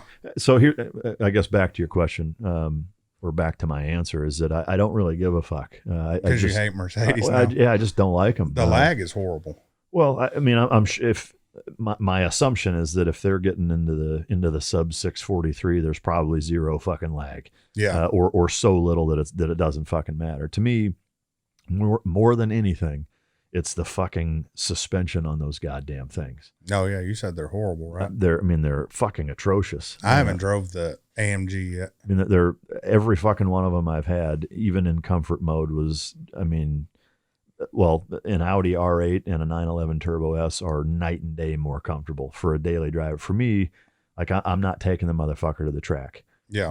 I'm not taking it to an airstrip and running fucking quarter miles or a drag strip and doing the same thing. Like, I want to be able to jump in the car, go in the garage, jump in the car, drive around my neighborhood, hop on the fucking turnpike, roll race, whatever, and be able to do that and not fucking give myself hemorrhoids or chip my fucking teeth in the process, and to me, that's what every AMG I've ever fucking been in rode that way by comparison. Like it wasn't fun. No different than speed and power at a certain point. It isn't even fucking enjoyable, and you're kind of at that point with your McLaren. Yeah. It's not fun anymore. Is that, once you're at that level, then to me, it's like, what's the fucking point then, Yeah. And so I found that with the AMGs is that, now granted, I didn't have a GT. I had, I've had a GLE 43, a GLE 63S, an E63S, and a GLC 63. And every fucking one of them weren't fast enough. Yeah. And were god awfully fucking uncomfortable. My GLC 63 sucked. Yeah. It's just like, it's just, we've talked about this before, right? It's just quick enough to piss you off. Yeah. Because it's just quick enough to make everybody else out there want to fucking race you, but it's not fast enough to fucking win ever. Yeah. Unless you're willing to dump a shitload, into it. And that's one big, heartburn or beef I have with Mercedes across the board. Like if you compare Mercedes to BMW that way, aftermarket, it's night and day. BMW will wax that ass. Well, and there's dollar for dollar. Well, dollar for dollar, and just option wise. Like Yeah. there are so many fucking things you can do to BMWs for not a lot of money to get them up into the 700, 800, 900,000 horsepower to the fucking wheel, just crushing people. Now, granted, there's some reliability issues, even with it stock, let alone fucking modded out. That's a whole other animal that exists in every car once you start fucking with it. But with the Mercedes, like there are very, very few manufacturers that do any aftermarket shit. And the things that do exist are just obnoxiously fucking expensive. I think it's WiseTech and Rentec and Rentec. WiseTech are the two kind of big ones. Yeah, and to do a GT, because I was looking at a GTR Pro. Yeah. I want to say it was to get to the level where it's competitive with a 720. It was almost like $22,000 or some Yeah. shit. Yeah. And it's just, you know, again, And that's at stock to get to almost stock 720. Yeah. And like you said, so my 720, I'm getting bored with it. And I wouldn't say bored. The car's it's borderline scary to drive. And then it don't have feeling. Yeah. I don't know what it is about it. When you first drive the 720, it's great. It's super fun. But it's not emotional. And when you're spending that kind of money, and I've said this over and over, I probably beat this more than anything, the Turbo S, the 911 Turbo S, any of the 911s pretty much. You could probably get a base 911 and it just feels emotional to drive. You're connected. To me, it's similar to a motorcycle that way. Like there's no car that possesses that same level of personality and connection to the road and to the elements and whatever that even a fucking moped does, you know, but within the spectrum of cars, for sure, there are some that are far better at that. And I agree. Like, I don't think, at least no car I've been in does it as well as fucking 911 Turbo S's do. No. The R8 is a great car. It's a fun car to fucking drive. We'll see what it's like with twin turbos in it on E85 here in a couple of weeks, which I've been saying for a fucking month now. Yeah. Right. But as with everything, it's fucking takes longer than it's advertised. But, you know, I still think even with that kind of speed and power, it's probably still not going to be as fun to drive as the 911 at 800 horsepower. I really don't. I could be wrong. Well, you know, that's why I'm waiting to get it back, and we'll see. And then whichever one I like better or sells first, I'll get rid of. But that 911 is stupid. Yeah, the first time I rode in it was a week ago. Since the 800 horsepower. Yeah. I guess it's a week and a half now. But that thing was nutty. Yeah, I mean, it's nutty. It's at the top end of enjoyably nutty. Yeah, it's fun nutty. It's not like fuck this. I want out and I don't want it ever back in this car. Like it doesn't make you work for it the way a 720 does, or a lot of other cars do. Frankly. Well, I showed you a video of what mine did. Yesterday. Not ran into a fucking I mean, goddamn retaining wall. We're just driving, and I give it a little gas, and that bitch points straight to the wall. Yeah. Really? Like, holy shit. Well, I mean, to me, we've talked about this before. I think so much of that is just rear wheel drive. I would love to get somebody from Ferrari or McLaren on here and just like, dude, can you level with us and tell me why the fuck you're not making all wheel drive cars? Like, why are you not making them? I think that's what's making that shit. I can't think of the sub category. It's in the new Ferrari, the Stradale. Oh, the SF90? SF90. I think that's what's going to make it so good is the two electric motors up front helping it. Yeah.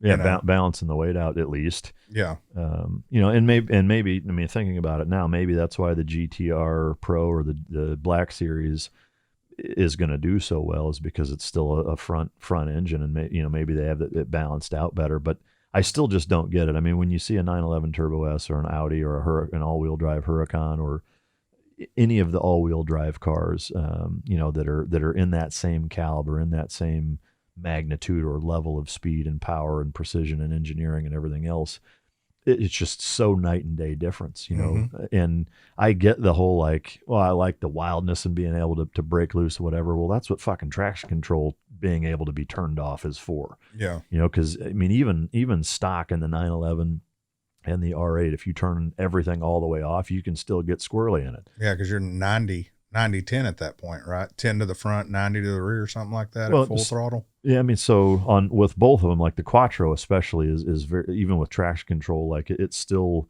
manages the way that power is distributed a certain way. I'm the last fucking guy that's going to be able to explain how that is. To what percentages it is, I don't know, other than I know that it balances it out still.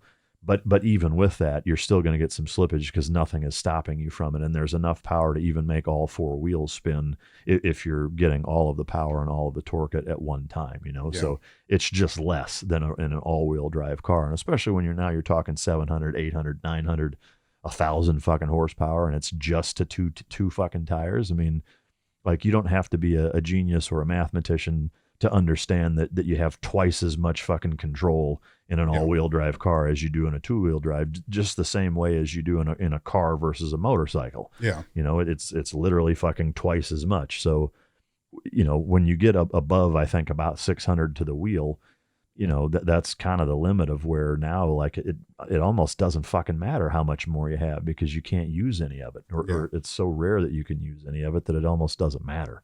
That's what makes me sometimes second guess. Like I'm going to go drive a 488 tomorrow and see what it's like. Some people say you get the mix of emotion of the speed of a 720 with some of the feel of a Porsche. I would say, I mean, I've only driven one time, and it was on that Speed Vegas track. That's where I've drove. Yeah, where it doesn't really count because you're in comfort, you know, and they don't let you get fucking squirrely with it the way you want to really drive it. However, I did drive a fucking Huracan and the 488 and a GTR and a fucking R8 all back to back to back, and to pick one out of those four that I had that connection with the most, it was for sure the 488. Yeah, that's what I keep hearing. I always forget that I drove that freaking thing at Speed Vegas. Speed Vegas is fun. We should go there. The only thing I wish that they were a little more, and maybe they are, like if you live there or you go there a lot and you make a relationship with one of the fucking drivers there or staff or whatever, and they let you drive Unlock the car, drive it a little more, put it in fucking sport or race or whatever, and really let you fucking kind of drive it. I think the most they'll let you do sport. When I only went there one time, and since it was my first time, they wouldn't let me do anything other than comfort. I mean, I asked every fucking car I got in. They're like, nope, like that's our fucking policy. You keep it in comfort. That's all we'll let you do. It's like, in comfort with traction control on, which I get it. Like they've had people die there, so there's a huge liability and a McLaren. Issue. Yeah, so I get it, but for those of us that are using that as an experience to see if that's a car you want to buy, that kind of sucks. Which leads me to the thought that like there's got to be some kind of market. Like maybe that's a fucking business idea is to build a fucking a track / drag strip / whatever, like a fucking performance car Disneyland where you can go and actually test drive shit. Like, because people would pay, like, I mean, think about how much money any of us have spent on buying a car to basically test drive it. Yeah. Like people would spend, I would bet thousands or tens of thousands of dollars to go there and be able to legitimately fucking drive a handful of all the cars that they're thinking about buying. Why the fuck doesn't that exist? Well, when I was looking at getting my first supercar, I had done Speed Vegas once, and I was really looking at Huracans, and my banker said, "Aren't you going to SEMA soon?" I was like, "Yeah." He said, "Why the fuck don't you just rent one for Huracan?" And I rented a Performante. Through Turo or what? Royalty Exotics. And it was, and they tell you, drive the car like it's yours. Yeah. I mean, literally when you leave, they show you how to turn everything off. Oh, that's cool. And they'll tell you, drive this motherfucker like it's yours. You're insured. You already proved you're insured. Yeah. So drive it like it's yours. So you go and you drive the shit out of the car. But my buddy's right. It was normally like $1,000, and I think they gave me half off because I was recording and all that. But I spent the money, and I ended up not liking the Performante at all. Yeah. I mean, at first, when you first get in, it's like buying a new car. It's fucking amazing. You're in a Lamborghini Performante. And as you get driving and you realize these race seats suck, your ass hurts. You fucking have a blister on your fucking thigh from driving it. And it's like, this really ain't that fucking cool anymore. Yeah. But they do have comfort seats. It's just still something about a Huracan. To me, I still think the R8 is the better of the two cars. No two ways about it. I was just going to say, to me, the 911 and the R8 are both two cars that I to bang for your buck and just all across the board, I like the 911 a little better. But the R8 still, especially supercharged, even putting 5,000 miles on it, in a relatively short amount of time, in less than a year. I mean, every mile that I drove on it, I still enjoyed the fuck out of it. I was never uncomfortable. I was always having a blast, smile on my face. It's a fucking great car, and I agree. Like I drove the Huracan Evo while I was there, and I didn't like it. No. I mean, especially compared to the 488 GTB, I didn't like it at all. Yeah, and I'm so torn, which which two cars I'm kind of torn between right now. And I've even slightly started looking at the GT3 RS and maybe send it to Gentani for twin turbos. But then I'm back at that. It's rear wheel drive. Yeah. I'm over 1,000 horsepower. Is the car even going to be fun anymore? Probably not. Yeah. I mean, to me, if you're going to do that, get a fucking 911 Turbo S and do the same fucking thing. Just put bigger turbos on it. You know, put the GT2 RS turbos on it and drive the shit out of it. And a meth kit and fucking be at 850 or whatever. Or, yeah, that or the F. I mean, to me, like I get the 488 because you're going to spend probably 160,000 less on it. You know, and you can put 15, 20 grand in mods and make it pretty fucking legit. Yeah, I get that. I mean, to me, like if money doesn't really make that big of a difference and you can swing either one, I'd still get the F8 just because I know suspension wise, interior technology, all that is light years better. Yeah, it's way better. You know, because the 488 is basically just a recar 458 with the new engine. Yeah, in it. I mean, you're looking at damn like a 10-year-old fucking a 10-year-old platform, pretty much. Yeah. Well, my money's not there yet for an F8. I want an F8 one day, and I'll get there. I mean, every time I've set a goal, I've got there. The 488 and the one I sent you, that motherfucker's nice. Yeah. No, I mean, to me, I'd be fucking happy for you either way. I think the 488 is still a better option than the 720 at this point. Yeah, that's my take. But the 720, it's a dirty car, and I mean, there's several reasons other than the numbingness of driving the car. It's not fun. The smile on my face is totally gone when I drive the car. And it's nothing to do with the builder because it's got plenty of power. I've never had an issue with it other than me being stupid and not letting it warm up. It's just not exciting. And I don't even think my wife enjoys getting in and out of the car. And I've said that before too. I want a car that's fun to take on date night. Yeah. And there's something about if your wife can't get in one of her slutty dresses, which everybody here's woman wants to dress somewhat slutty when she goes out. And if the valet's tipping me to park my car, I know she just showed him some shit I didn't want him to see. And the 720 gives the valet that, but me, I don't, I don't feel like you should be paying me to park my car. That's one of the things I love even more about the 911. I mean, if it didn't have a back seat the way that it does, I would still appreciate it as much as I do. But the fact that like I can pick both of my kids up from school in that motherfucker or go legitimately get groceries, not you can get groceries. A bag of groceries. I'm talking like you can get your groceries and put it in that motherfucker between the front trunk and the fucking back seats. But you can put two kids in the back. Fucking, it's just the amount of room and the practicality for the level of performance that you get out of that is unmatched by everything. Yeah. And I mean, I love that aspect of it. And bang for the buck, what you spend to get the power you got out of it. I mean, it pales in comparison. Yeah. I mean, that car's just fucking silly. Yeah. I mean, for what it is and what I have into it, it's bang for your buck. I mean, I don't think anything comes close, honestly. And I was talking to a local guy. He's got a GT3. He came from a McLaren 720. And that tells you how the feeling is in a 720 if you downgrade to the GT3 RS, handling wise, because there's no feeling. It's numbing driving the 720. It's fast. It's fast as fuck, but it's not always about being fast. And I don't buy these cars for flashiness. I mean, let's be honest. I don't give a shit if you like what I'm driving.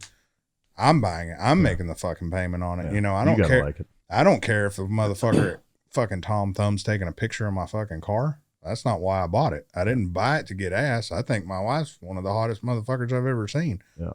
Outside of fucking couple chicks on TV. And my OnlyFans account. And my couple OnlyFans. But yeah, I buy cars for me to enjoy, and if you want to drive it, I don't want you to get in and be like, man, this car is a piece of shit. It's. Yeah. I think anybody that's into cars, that there is for sure some element of wanting to be able to let other enthusiasts, other enthusiasts, other guys that are into them at that same level to be able to try out, enjoy, and appreciate it the way that you do. You know? I mean, it's like when you were looking at the RSQ8. Here's the keys to mine, and we've both told my wife because we're looking to get the TRX, and you've kind of told her you're fucking crazy if you don't keep the RSQ8 over your Range Rover. Yeah, no, that's not even a decision. And her caveat now is I just have to put it back to no downpipes and tune, which fucking sold. Yeah, that's easy. But yeah, I mean, the feeling in the 720 is just not fun. And when I was talking to him, he said the same thing we've both said. The Porsche just don't get that exotic recognition. No. And I think the problem with it is there's so many 911s. You know, there's the Carrera 4S, the Carrera 4, the Carrera this. Then you start getting to the big tier ones. Well, they already lost that flair right in there. A enthusiast knows a 911 Turbo S, even 911 Turbo, GT2, GT3, those are great fucking cars. Yeah. But anybody not knowing what the hell they're looking at, oh, that's just a 911. Yeah. Well, even that's just the fucking Porsche. Like, yeah. The two problems I think are that there's so many models that look basically the same. I mean, even the 718 to your average dipshit that doesn't know anything about cars isn't going to be able to tell the difference between a bone pony stock fucking 718 and a 911 Turbo S or even a GT2 RS. They're going to both look like fucking Porsches to them. Yeah. So that there's that, you know, that there's so many fucking models that look so similar to most people unless you really have that eye to distinguish what's what. Coupled with the fact that in 40 fucking years, so little has changed in that car. You know, that yes, like the 2020 compared to, you know, 140 years ago, does it look vastly different? Yes. But it's still so similar in terms of, you know, over the years, just slight tweaks every year to get them to where they're at now. Is that, you know, when you combine those two things, that's why most people don't even fucking notice you on the road, which for me, I fucking love. Yeah. Especially in mine, in that, you know, to have 800 go into the fucking wheels and people think you're just some other dipshit on the road and you're waxing fucking people with, yeah, you know, 800-900 fucking American muscle cars and just blowing the fucking doors off of them. And they're like, wait a minute, what the fuck? To me, there's no better thing than being underestimated and then kicking the shit out of somebody. Like, I fucking love it. Agree. Yeah. And I've said that over and over, that 911. And my wife, every time we go to looking, I'll show her the Porsches. Like, I have a couple Turbo S's saved right now. And it's like, fuck. And I told you this the other day. I'm like, fuck, I can't buy one of the cars I'm looking at because it's like yours. One of the other cars I'm looking at is like yours. I just fucking bought a motorcycle that's the same as yours eventually. And I said this, fuck, the only thing I need is a 25-year-old girlfriend. And there was something else. And you were like, oh, you got it. And I was like, fuck. Yeah. I mean, and I told you this about the bikes. You just got good fucking taste and you're picking the right things. You know, I've owned a Porsche and I still want a 718 fucking GT4 when the PDK comes to America. Yeah. You can order them now, by the way. Yeah, that would be a good one to get. But I want that as a fun fuck around at a track. Because if I'm going to track, I want it to be something like that. That's made for it. Yes. Yeah. But yeah, that's a great car. But I've owned the McLaren now. I've owned the R8. Still love the fucking R8. Yeah. I've owned 2 McLarens now. Lamborghini. The only car out of all of them that I haven't owned is a Ferrari. And like you said, I've drove a Ferrari. I've drove your fucking Porsche. God, that thing's badass. But the Ferrari, I don't know what it is about the Ferrari, the 458, the 488. I still haven't seen an F8 driving in the road. I've seen it at the previews and shit like that.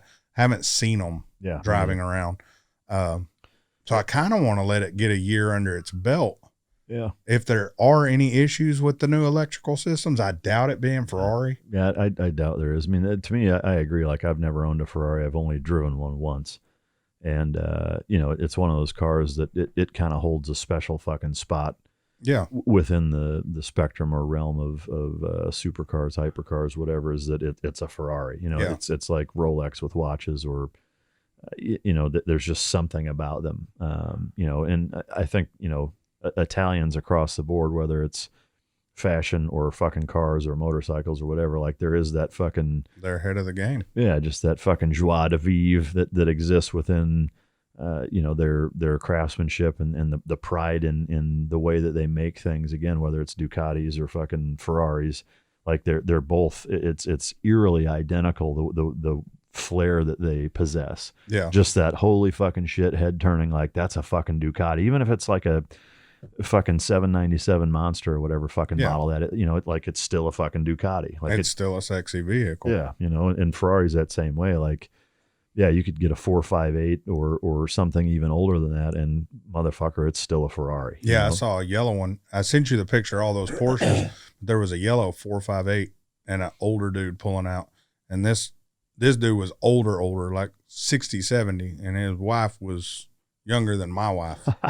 And why? I wonder what. Yeah. That Weird. fucking How'd that work out? That fucking Ferrari though, it was a bright yellow, and I'm not a yellow guy. Yellow and red is not my thing. If I buy a Ferrari, I don't want a red one because everybody and their fucking mom has a red Ferrari.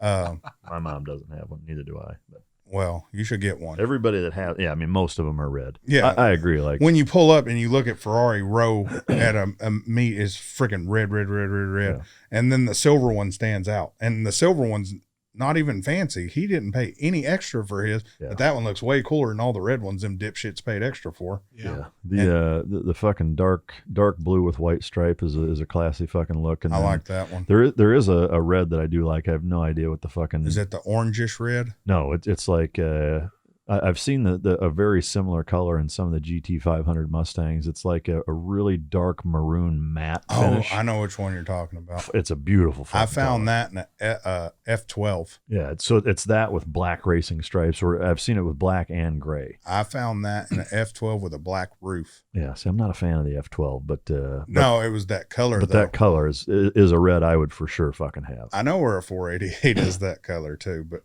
Oh shit, the price on it's fucking absurd. it's still up there with the F8 price. Yeah, I'd rather get an F8 in that color, but Yeah. that is the one red that Ferrari makes that I would for sure. I don't know what it is about red either, because I appreciate red, and every time I see something driving down the road in red, I mean, it grabs my attention. Yeah. I just don't want to fucking own it.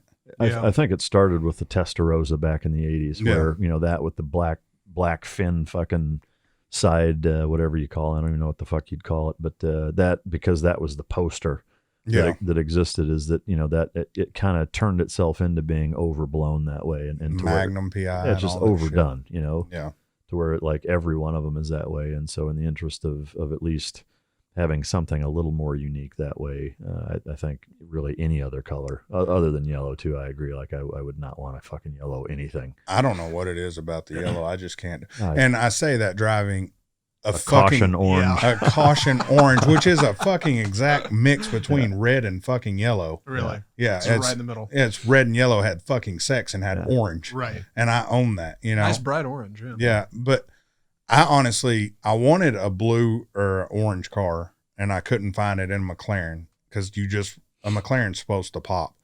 And to me, I look more Ferraris that are normal, the whites, the blacks, the grays, the silvers, those pop more to me. That blue, which you rarely see, the dark blues or even that light blue, I can't remember the name of it. There was a 488 Pista down in Austin with like 700 miles on it, a 2019. That was that fucking dark royal blue with white racing stripes. I mean, it was like a $500,000 fucking car, but god damn, it was a beautiful fucking machine. That freaking orange and black one I sent you or showed you, that bitch was bad, because I've never seen one. Yeah. And that's what made it so special. I've never seen that before. Yeah. And that's what's beautiful about Ferraris. I don't think there's any Ferrari. It's like McLaren. I don't think you can find two that are identical. Yeah. With everything matching. Yeah. And if they are, probably two people who knew each other went and bought matching fucking cars. They're so customizable. Yeah, I mean, you literally go check boxes. I want this, I want this, I want this, and you brake calipers to wheel color to every little fucking thing. So how many motorcycles do you have right now? Right now? Like, not here, but in your possession. Well, I'm going to go with technically I have 3 of them. But if I even keep 2 of them, I'd be surprised. I'll probably knock it down to just the BMW, frankly. But I let my impatience, I'm embarrassed to admit, but am happy to admit, that when they told me that, okay, the rear shock is fucked and it's going to be 6 weeks minimum to get it in, I was like, you got to be fucking kidding me. So I got a Triumph Speed Triple RS, and 12 miles into it was like, this isn't the fucking bike, and haven't ridden it since. Actually, I take that back. I did put 4 or 5 more miles on it just to make sure, and it didn't even take that many miles. It's not a bad bike. It's a good bike. It's not a great bike, but when you ride it back to back with a fucking BMW S1000 RR, it's a hunk of shit in my book. Now, no, I agree. I'm not a fucking motorcycle specialist by any stretch. I don't have a lot of experience on them, but you know, in the interest of also getting something that was as affordable as possible, but still as close to the BMW as I could get. I went with a GSXR 1000 that they had a really good deal on because they're getting their 2021s in, and it's a 2020. So, and it's their kind of their base model or whatever. So I got that, and it is a nice bike, but I made the analogy to shooting with you in terms of triggers. You know, to me, the trigger and the throttle on a motorcycle are very similar that way. Mm-hmm. And the difference between the BMW and the GSXR, I would say, is comparable to a Kimber 911 and a fucking Sig Sauer P226. Is that the GSXR has so much travel and slop in the trigger before it activates. For me, not having a ton of experience, and I'm sure there's guys that probably love that because they can feather it a certain way and ease in and out of it, you know, better that way, and that's a benefit to them. For me, it was fucking irritating. Yeah. I didn't like having to turn what felt like half a turn before it would even fucking engage. Similarly, if you're, you know, in the middle of a power band and you just cut it, it acts almost like a goddamn Jake brake. I mean, it damn near throws you off the front. And again, I get that's where the finesse comes in. I'm not a professional fucking motorcycle rider, racer, whatever, nor do I want to fucking spend the amount of time it's going to take to get that good at feathering and throttling a certain way. With the BMW, it's so fucking crisp and so precise and so fucking immediate, and you know exactly where you're at with it all the fucking time. It's not overly touchy. It's not a hair throttle, but it's very responsive and gives you that kind of kinetic feel to the road better than any other fucking motorcycle I've been on by a landslide. And, you know, again, I'm saying this as humbly as possible. Like I'm not a motorcycle guy, but for me, like whether it's because I pay so much attention in cars to that kind of stuff, maybe some of that translates or transfers over. But for me, it was very noticeable, and driving the BMW ruined every other fucking bike I've been on. I mean, it just 100%. Ruined it, you know. But so, which one's the Kimber? The GSXR, right? No, to me, because the Kimber trigger is so light and so crisp and precise. You know, maybe a stock Glock is a better analogy to it. It's just right. You know, it's not too light. It's not too touchy. Maybe a Kimber would be too light and touchy for an analogy, but for me, it's not. It's predictable. Yeah. You know what I hated about SIGs. At least the 226, you know, and 228, they've come out with a lot of models with more 1911 style triggers. But what I hated about the 226 was the travel and slack that you've got to pull out of that fucking, especially when it's in double action, is obnoxious. Yeah. Similarly to the GSXR fucking throttle, to me, is that it's too much. So in terms of handling, in terms of speed, engine response, shifting, awesome. Fucking super smooth, fast, lots of power. I would say probably in terms of leaning and turns and handling is actually maybe even just a hair better than the BMW. Yeah. But for me, not in a good way in terms of what you're talking about, the personality, the feel with the road and whatever. Like it's just more fun to ride the BMW. BMW is fun. Yeah. I mean, I did 112 miles on mine today, fucking around, and it's just fun. Yeah. Zach, how are we on time? We're great on time. Okay. Yeah. So we're good as in you're done fucking with us today? If you guys are done fucking with me, 100%. Well, I mean, the table has blue balls, so yeah. I don't know what else to say. More talking about porn. Next time I want to talk more about the new Jeep Grand Wagoneer, which I didn't even know they were fucking doing. Ooh. And if you look at the new design of it, dude, it's fucking nice. Jeep Grand Wagoneer. It's fucking nice. I snuck across this video. That's how you can tell how low it is in the show notes. Dude, it's fucking nice. But it's a fucking Jeep. Yeah, I had I mean, I know you had a Trackhawk. I had a 2012 just Grand Cherokee Overland, like their highest fucking luxury model or whatever. And it was awesome until about 110,000 miles, and then it just completely fucking fell apart. Oh, they go to shit after 100,000 miles. Get rid of that bitch. Yeah. I mean, but this motherfucker's the size of the Tahoe. No shit. Yeah, like legitimately the size of the Tahoe. To me, it's one of those things like with a Tahoe or an Escalade, like why even fuck with it, you know? Yeah. Like, that's my take. Yeah, it gets to where it's too big. Unless you got 84 kids and your pullout game's so fucking weak. Yeah. Yeah, that's too big for me. That's almost like, hey, look at me, guys. I got an SUV. Yeah. Got an SUV. Yeah, versus crossovers are almost fucking perfect now. Yeah. Like the RSQ8, yours, I mean, they're almost perfect size. You know, you can find a crossover to fit any niche. And I also want to talk to y'all next week about the TRX reviews. The TRX reviews are fucking crazy right now. I'm betting we're going to start seeing them on the lots. I'm hoping to get a phone call to have mine real soon. So we'll talk about all that next week. Make sure to check us out on iTunes, YouTube, Spotify, your mom, iHeartRadio, and anything else that gets you off. I want to encourage you guys to do the best 5-star review on iTunes. We're going to give away a merch gift as long as the review is done before 12/30 of 2020. The best review, make sure you go onto our YouTube. Tell us that you did the fucking review, because I don't know if we'll be able to see who did it on iTunes. So go over to one of the shows, let us know, and we'll keep track of it. And don't snipe somebody's good one either and be like, oh, that was me, motherfucker. Like, fucking asshole. It'll be verified. Yeah, we'll verify it, check it all out. So give us some good reviews, some good feedback on iTunes. Let us know you guys are listening. Same with YouTube. Me and Zach are on there usually every time it airs. Yeah. I'm smarting off. He's in there telling me I'm smarting off. And if I'm not on there, Zach will smart off to you. So, yeah, it's true. Yeah. So make sure to check it out, guys. Go check out Team Dog.pet. There we go. And Mic Drop. And then y'all check out Blue Balls fucking Zach. Yeah, that's the name of my podcast. Blue Balls fucking Zach. Yeah. All right, guys. We'll see you in the next time. Peace, bitches. BBFZ. Yeah.